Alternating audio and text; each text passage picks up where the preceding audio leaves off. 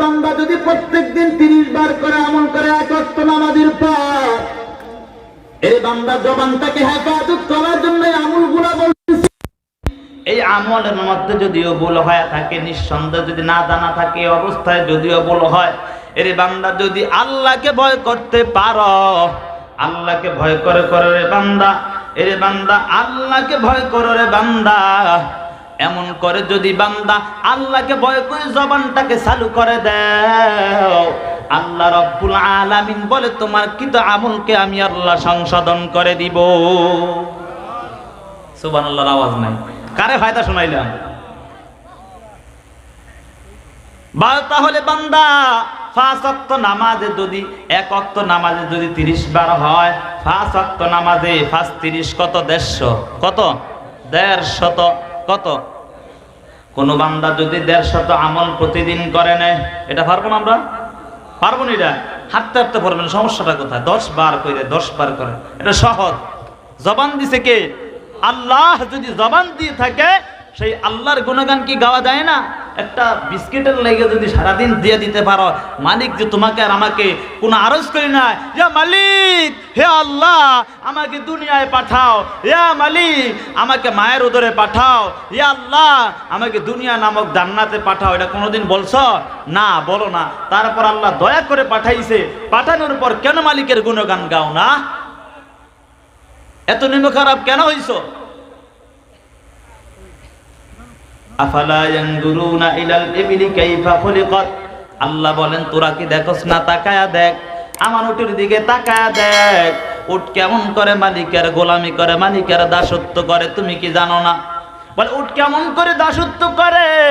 এর বান্দা উটের মধ্যে এমন একটা সিস্টেম আছে, বলে পানি রাখার সিস্টেম।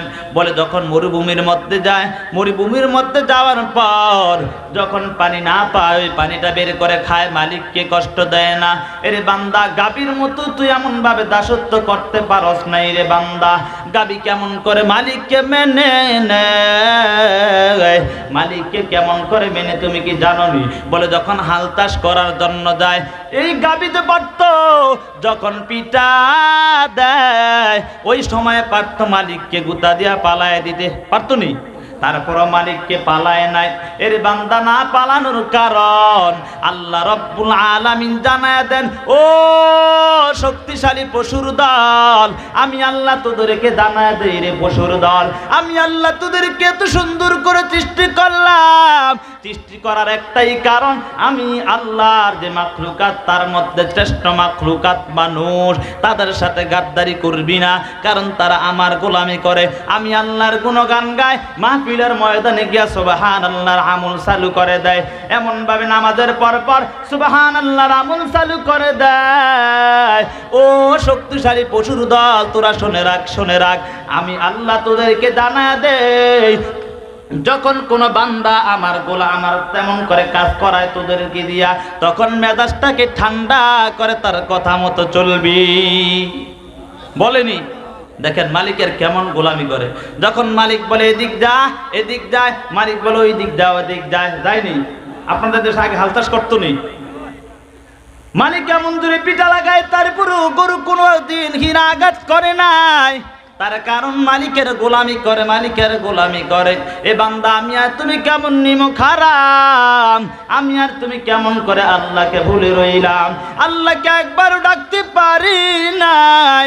এ বান্দা আল্লাহকে ভয় করে ডাকো, আল্লাহ রব্বুল আলামিন জানায় দেন, তোর জীবনের সব গুনাহ আমি আল্লাহ ক্ষমা করে দিব। তুমি কি জানো ও মুসলমানের দল, ও মুমিনের দল, তোমরা কি জানো না আমি আল্লাহর মতো দয়াময় কেউ নাই? ও মুমিনের দল, আমি আল্লাহর মতো এমন একটা গাফফার মালিক আর তোর দুনিয়ায় কেউ নাই। আসেনি? আছে? এরে বান্দা তুই যদি দুনিয়ার মালিকের গোলামি করো, এরে বান্দা মালিকের যখন গোলামি করো রে বান্দা, ওই সময় তুমি কি জানো, একবার ভুল করার কারণে দ্বিতীয়বার যদিও ভুল করো বান্দা, একবার ভুল করার কারণে মালিক অনেক সময় ছাড় দেয়, দ্বিতীয়বার করার কারণে ছাড় দেয় না। এই দুনিয়ার মালিক ছাড় দেয়, বলে না তুই আর আমার কাজ করবি না যদি ভুল করো।